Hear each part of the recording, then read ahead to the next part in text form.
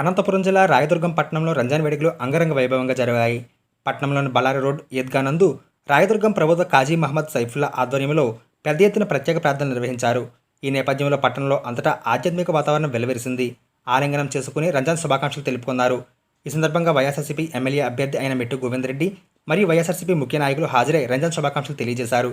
మరియు తెలుగుదేశం పార్టీ మాజీ మంత్రి ఎమ్మెల్యే అభ్యర్థి అయిన కాల్వ శ్రీనివాసులు మరియు సీనియర్ నాయకులు హాజరై శుభాకాంక్షలు తెలియజేశారు.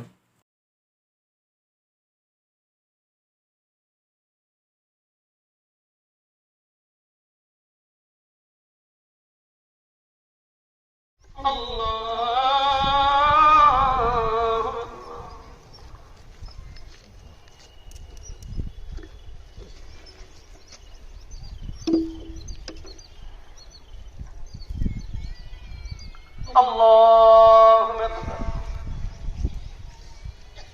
أكبر.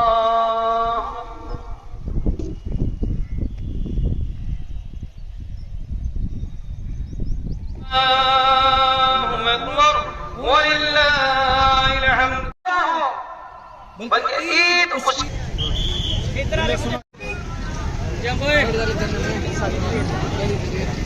आ जाता